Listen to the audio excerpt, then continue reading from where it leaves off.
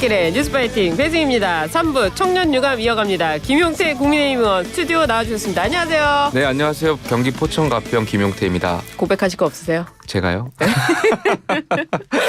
아, 고백하실 거 없습니까? 고백할 건 없습니다. 없군요. 네. 충격 단독 없습니까? 예, 오늘 10시 일단 예. 대통령 담화가 끝나야 네. 뭐가 나올 것 같습니다. 다 대통령 담화 이야기 하셨으니까요. 어떻게 예상하세요?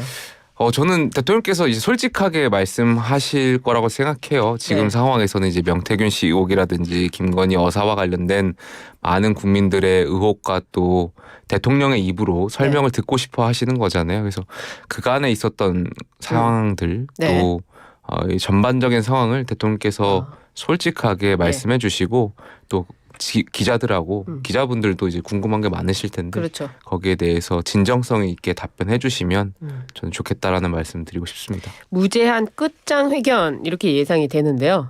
대통령의 끝장 회견 몇 시간이나 걸릴까요? 글쎄요, 뭐 기자분들 워낙 궁금하신 게 많으니까 뭐 예. 4시간이든 5시간 제 개인적인 생각 했으면 좋겠는데 네. 어쨌든 질문이 끝날 때까지 예. 좀 다 받아주셨으면 좋겠다. 저는 한 3시간 이상. 예. 4시간 정도 5시간 예상하는데요. 한번 점심 내기 할까요? 몇 시간 예상하십니까? 저는 마음 같아서는 한 4시간 네 이상은 시간? 하셨으면 좋겠다. 아, 끝장 토론인데 예. 4시간. 저 4시간? 네. 그럼 4시간이 되면 점심 사시는 걸로. 알겠습니다. 이기면 사는 겁니다. 기분 좋으니까. 예, 알겠습니다. 알겠습니다. 근데 이번 대국민 담화 결정을 두고 이렇다 저렇다 말들이 많은데요. 추경호 원내대표의 설득이 좀 결정적이었던 것 같아요. 어떻게 보세요?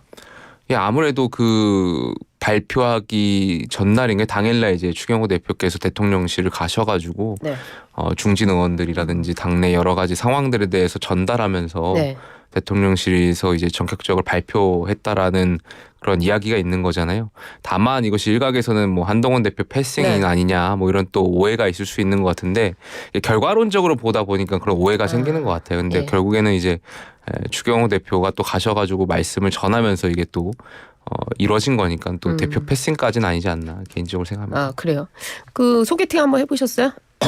누구랑? 아니, 소개팅 해보신 적 있으세요? 야, 막 소개팅 해보신 적 갑자기 깜짝 놀라게. 아니, 소개팅 할 때 시간 잡을 때 보통 4시, 5시 이렇게 잡으면 이 사람과 마음에 안 든다 하면 저녁을 안 먹고 네. 그냥 그렇게 하잖아요. 네. 그 한동훈 대표와의 그 윤석열 대통령 독대에서 네. 시간을 4시간으로 잡지 않았습니까? 예, 예. 어떻게 보셨어요? 아니 뭐 그거를 소개팅에 치환할 수는 없을 것 같고요. 왜냐면 다음에 저녁은 또 추경호 원내대표랑 드셨더라고요. 설마 대통령께서 뭐 그런 것까지 생각하시고 아니었다. 하셨겠습니까? 저는 예. 그렇진 않을 거다. 그 장면 생각합니다. 어떻게 보셨어요?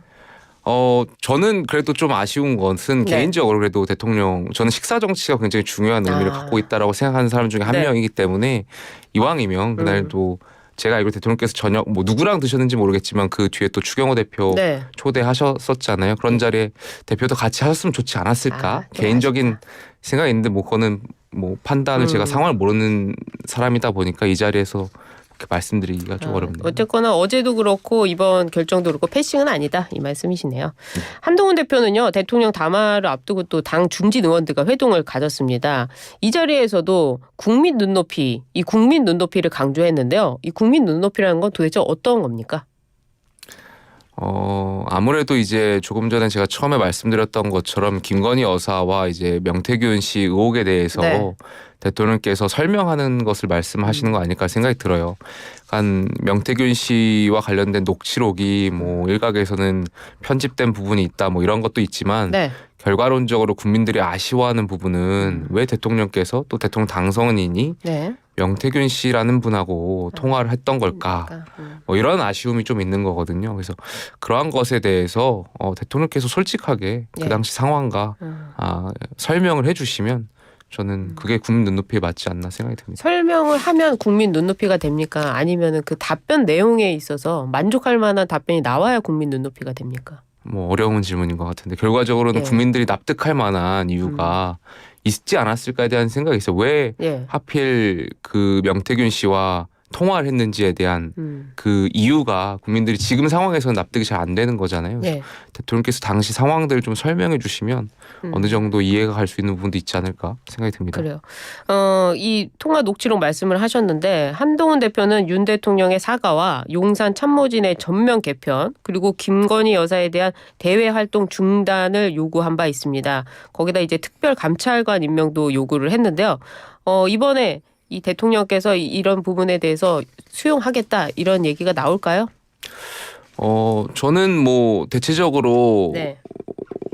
대표의 이런 말씀들이 국민들이 바라는 바와 크게 다르진 않을 거라고 생각되는데 한 가지 제가 이제 우려되는 점은 예. 이게 대통령실과 당이 결국에는 감정 갈등까지 가는 거잖아요. 그렇죠. 그러니까 이게 상식적이고 옳고 이런 주장을 떠나서 결국엔 정치 사람이 하는 거다 보니까 이게 먼저 이렇게 언론에 공개하고 하다 보면 감정적인 부분에서 이게 좀 갈등이 또 생길 수 있는 거잖아요. 그래서 네. 이러한 것들을 뭔가 국민들께 물론 대표께서 말씀하실 수는 있겠지만 그것보다는 어젠가요 나경원 의원이 이제 SNS에 올렸던 것처럼 네. 지금 어쨌든 대통령의 시간이신 거니까 그렇죠. 좀 기다려볼 필요도 있지 않을까에 대한 생각이 있고요. 다만 이제 계속 감정적으로 흘러가다 보니까 가령 이제 대통령실의 참모진 예. 전면세실 뭐 저는 필요한 부분이 있다라고 생각합니다만 이것이 그런 것 같아요. 결과적으로 이제 대통령실 참모가 뭐 잘못된 부분이 분명히 있는 것 같고 네. 그렇다면 이렇게 조율을 하고 전달하고 해야 되는데 저희는 여당이니까요. 근데 이것이 언론에 딱 무슨 딱 표현을 해가지고 밝혀버리면 사실 또 감정적인 문제가 계속 클 수밖에 없는 예. 거거든요. 그래서 이런 것도 좀 현명하고 지혜롭게 당정이 대처할 필요가 있지 않나 생각이 들고 한 가지 더 덧붙여서 말씀드리면 여사 부분과 관련해서 네. 저는 여사께서 뭐 여러 가지 의혹들에 대해서 사과도 하고 또 대통령과 마찬가지로 여사가 갖고 있는 또 의혹은 또 다른 부분이니까 네. 그거 역시 여사가 이제 솔직하게 설명을 할 필요가 있다라고 말씀드린 바가 있는데 그것과는 별개로 여사의 활동을 즉각 중단하는 것은 전 별개의 문제라고 생각해요. 대통령 영부인으로서 네. 분명히 해야 할 역할들이 있기 때문에 가령 외교 그렇죠. 문제라든지 예. 만약 이제 트럼프 대통령이 당선됐는데 그 영부인하고 같이 방문하거나 네. 방문하게 될 때 여사의 역할들이 분명히 있는 거잖아요. 근데 네. 이 여사의 의혹이 지금 많고 국민의 비호감도가 높다고 해서 여사의 활동을 중단해라 뭐 이렇게까지 할 필요는 없지 않나 없지 개인적으로 않았나. 생각합니다. 좀 과하지 않았나 이 말씀하셨는데 그 전면세진 용산 참모진 전면 개편 말씀을 하셨는데요. 사실은 참모진 중에 음주운전으로 징계를 받은 그 행정관이 있지 않습니까? 예. 이제 징계를 받았습니다. 그리고 다시 복귀를 했는데요. 본인은 뭐 징계를 받았으니까 그걸로 된 거 아니냐 생각하겠지만 국민들 입장은 좀 다를 것 같은데 이런 부분도 좀 개편이 될까요? 저는 그러한 부분도 개편이 필요하다라고 개인적인 생각이 있어요. 왜냐하면 우리 사회에서 이제 음주운전을 하게 되면 요즘 원아웃제잖아요. 근데 그렇죠. 그런 분이 다시 대통령실에 복귀하게 되면 그게 결국에는 정권에는 결국에 이롭지 않을 거라고 생각해요. 그러니까 그분이 뭔가 무슨 생각을 갖고 네. 뭐 공익을 위해서 다시 복귀하셨는지는 잘 모르겠습니다만 그렇죠. 국민들이 봤을 때는 공익보다는 결국에는 사사로운 이익을 위해서 명예를 위해서 다시 복귀한 것처럼 느껴지기 때문에 네. 그거는 대통령이 강조하는 처음에 출발했을 때 공정과 상식에 부합하지 않는다고 저는 개인적으로 생각합니다. 그래요. 문다혜 씨의 음주운전도 예. 그렇게 논의가 되는 부분인데 대통령실 행정관이 징계받았다고 해서 간다는 건 좀 그런 생각이 있을 수 있겠네요. 예. 알겠습니다. 그 장동혁 최고위원은 그런데 반대로 또 김 여사가 모든 외교 활동을 중단해야 된다 이렇게 주장을 했어요. 그건 그러니까 지금 저는 조금 전 계속 같은 말씀인데 네. 여사가 갖고 있는 의혹에 대해서 반드시 국민들께 설명하고 또 뭐 도이치모터스 의혹에 대해서도 아직 뭐 여기에 대해서는 국민적인 더 설명이 필요하다라고 생각되는데 이것과는 별개로 야당이 특히 야당 입장에서야 어떻게든 여사를 트집 잡아가지고 네. 정권을 흔들려고 하는 그런 프레임이 있을 수 있는데 그렇죠. 여당에서조차 굳이 이렇게 먼저 나설 필요는 없다라고 저는 개인적으로 생각을 해요. 그러니까 여사가 잘못된 것은 분명하게 국민들께 사과하고 설명할 필요가 있지만 그렇지 않은 부분에 대해서는 여당 내에서는 또 여사를 존중해 줄 필요가 있지 않나 생각이 좀 듭니다. 그럼 김 여사가 직접 나와서 사과를 해야 되나요? 저는 지금 가장 좋은 것은 대통령 부부의 솔직함이라고 생각해요. 그러니까 여사님이 직접 나와서 사과를 하는 것이 좋겠다. 가장 좋을 것 같고요. 앞으로 여사의 활동에 대해서도 네. 스스로 어떤 기준을 좀 국민들께 말씀해 주시면 좋지 않을까 생각이 들어요. 가령 이제 외교라든지 아니면 네. 여사께서 이제 관심 많아 하시는 환경이라든지 뭐 반려견, 네. 반려묘 이런 활동들에 대해서 특히 뭐 소외계층에 대한 활동들 뭐 여기에 대해서 말씀을 해주시면 더 좋지 않을까 그래요. 생각이 듭니다. 의원님께서 그 특별감찰관 추천을 두고 의총 표결을 하게 되면은 이 국민의힘 전체가 바보가 된다 네. 이렇게 말씀하셨는데요. 이거 의총 특별감찰관 일단 뭐 의총 가는 겁니까? 일단은 이제 저희가 예. 내부적으로 계속 원내대표가 의견을 수렴은 하고 있는 걸로 예. 알고 있습니다. 가령 이제 오늘부터 예결위원회가 활동하는데 저희가 이제 네. 예결위 활동하기 전에 여당의 예결위원들하고 이제 회의를 가졌는데 원내대표가 참석하셔가지고 예결위 회의도 했지만 가령 이 의총과 관련된 네. 부분들 또 대통령실과 관련된 부분들에 대해서 네. 의견도 수렴하시고 하고 예, 뭐 의총을 열리진 않았지만 네. 이러한 명분 있는 회의에 계속 참석하시면서 당내 의견들의 의견을 수렴하고 계신 걸로 알고 있습니다. 근데 특별감찰관이라는 이 어떤 이슈라고 좀 지칭을 할게요. 예, 이 예. 이슈는 이제 사실은 사그라든 거 아닙니까?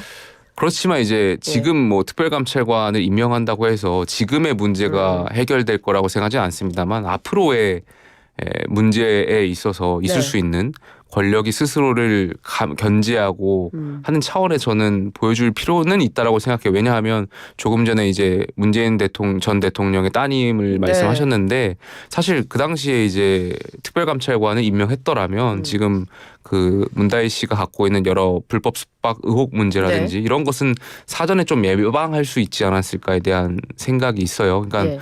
저는 특별감찰관을 뭐 누구를 면박 주고 망신 주려고 말씀드리는 것이 아니라 그러한 어떻게 보면 대한민국의 불운한 역사잖아요. 그 대통령의 관련된 부분들이 그런 네. 의혹을 받는다는 것 자체가 혹시 앞으로 있을 수 있는 그러한 문제들을 해결할 수 있다라는 점에 막을 수 있다는 점에서 특별감찰관은 저는 개인적으로 필요하지 않나 생각이 듭니다. 그런데 이거는 민주당에서 죽은 카드다라고까지 말했고 사실은 야당이 추천하지 않으면 뭐 여당에서 추천함들 이게 되는 게 아니잖아요.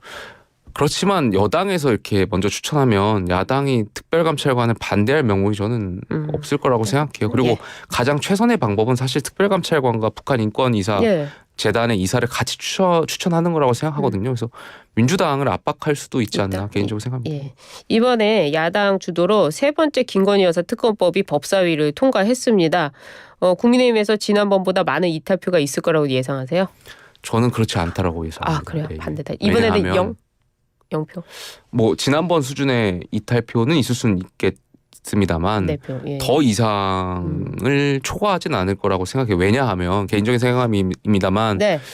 결국에는 이 특검이라는 것이 수사권에 정치권이 개입하는 굉장히 이례적인 상황인 거잖아요. 그래서 예. 역대 특검들이 여야 합의 특히 받는 수용하는 쪽에서의 그런 받아들이는 거 굉장히 중요한데 그러한 것 없이 여야 합의가 전제되지 않은 채로 조직표나 이탈표가 발생해서 특검이 통과된다면 네. 그건 당내 정치에서 실패하는 걸로 귀결될 거라고 생각합니다. 그래요. 그럼 친한계도 반대를 하겠다, 반대할 수 있다 이런 그러니까 입장이신데. 여야 합의를 설득되지 않는 예. 한 아. 조직표로는 조직표로는 친한계. 그렇게 하게 된다면 저는 예. 당내 정치에서는 실패할 거라고 생각합니다. 그래요. 어제 신재욱 부총장이 대통령 탄핵 당할 일 없다고 한동훈 대표가 말한 것을 전했다고 하는데요. 이게 무슨 의미입니까? 아무래도 이제 여러 가지 당내에서도 이제 공격을 받을 수도 있고 뭐 저도 과거에 이제 뭐 당을 향해서 뭐 쓴소리도 내보고 많은 이야기를 내봤는데 그러다 보면 이제 당내에서 또 공격받을 수 있는 네. 상황들도 오고 혹 그러다 보니까 이제 그렇지 않다라는 것을 신지호 부총장께서 먼저 선명하게 좀 입장을 내놓은 거 아닌가 그래요. 생각이 듭니다. 그 야당의 탄핵 프레임을 친윤이 역으로 이용하는 거 아니냐 뭐 이런 목소리도 있습니다. 그건 이제 당내에 계속 갈등을 예. 양상하는 발언이니까 저는 뭐 적절치 않은 표현이라고 생각합니다. 이관계의 입장이다 이 말씀이신 것 같은데 명태균 씨가 그 피의자 신분으로 검찰에 출석해서 내일 조사를 받게 되는데요. 강혜경 씨는 지금까지 8번째 검찰에 출석하면서 대가성 공천 의혹을 제기하고 있습니다. 내일쯤 되면 명태균 씨가 좀 뭔가 사실을 밝힐까요? 좀 뭔가 나왔으면 좋겠어요. 네. 그러니까 아니면 아니다. 예. 맞으면 맞다. 이게 저 국정감사 동안 국정감사에 대한 그래요. 이슈보다도 명태균 씨에 대한 이슈가 뭐 언론과 국민의 관심을 네. 더 많이 불러일으켰던 것 같아요. 대한민국의 정치권이 명태균 씨라는 분에 의해서 좌지우지가 언론이 흔들리는 것 자체가 사실 굉장히 부끄러운 상황이고 네. 저는 좀 명명백백하게 밝혀졌으면 좋겠고 다만 지금 녹취록만 가지고는 네. 공천 개입을 확정지을 수는 없다라고 생각해요. 물론 야당 입장에서야 어떻게든 틈을 예. 벌려가지고 정치적인 프레임을 씌우고 싶지만 일단 법원 판례도 있던 것처럼 단순한 의견 개진만으로는 이것을 공천 개입을 하고 확정짓기는 어렵지 않나 개인적으로 생각합니다. 그래요. 알겠습니다. 지금 그 이재명 대표의 1심이 15일 그리고 25일 있는데요. 1심 재판을 생중계해야 한다. 주진우 법률 뭐 특위위원장인가요? 그 탄원서도 낸다고 하는데요. 이재명 대표의 1심 재판 생중계 될까요?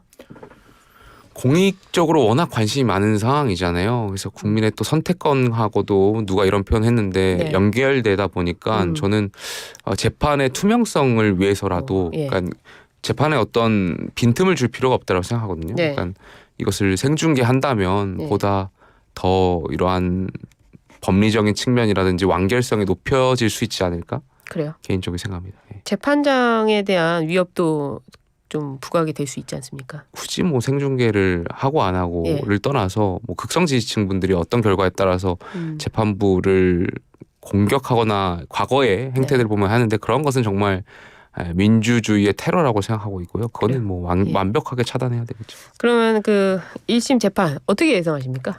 저는 지금까지 나온 법리와 또 여러 가지 의혹들만 보면 네. 유죄에 가깝지 않나 생각이 좀 듭니다. 예, 예. 그래요. 유죄가 나오면 좀 달라질까요? 민주당 입장도요? 민주당 뭐 지금 김경수 전 네. 지사나 김동연 경기지사나 지금 독일에서 만나셨다는 거 아니겠습니까? 그렇습니다. 근데 그럼 왜 그 만났어요? 자체가 예. 포스트 이재명을 지금 고민하는 거 아닌가에 대한 개인적인 추측이 있고요. 사실 여야의 뭐 많은 의원들, 합리적인 의원들 만나면 네. 당연히 뭐 윤석열 대통령이야 이제 임기가 끝나고 나면 3년 뒤에 이제 대선이 있을 것이고 야당도 포스트 이재명을 고민을 하더라고요. 예. 그러니까 당장 이번 재판에서 유죄 나올 가능성에 대해서 야당 의원들이 입 밖으로 내진 못하지만 이제 속으로는 그런 가능성에 대해서 높게 보고 있는 것 같고 이재명 대표 이후의 리더십에 대해서 많은 의원들이 고민을 하고 있는 것 같습니다. 3년 뒤 그 대선을 말씀하셨는데 지금 야당에서는 임기 단축 개헌안을 요구하고 있어요. 탄핵보다도 임기 단축으로 가는 것 같은데 뭐 현실 가능성이 있다고 보십니까? 그거를 바꿔 말하면 그러니까 임기 단축이 이제 개헌에 초점이 맞춰져 있다 보니까 야당에서 주장하는 것이 뭔가 헌법적으로 맞아 보이는 것처럼 보일 수는 있겠지만 네.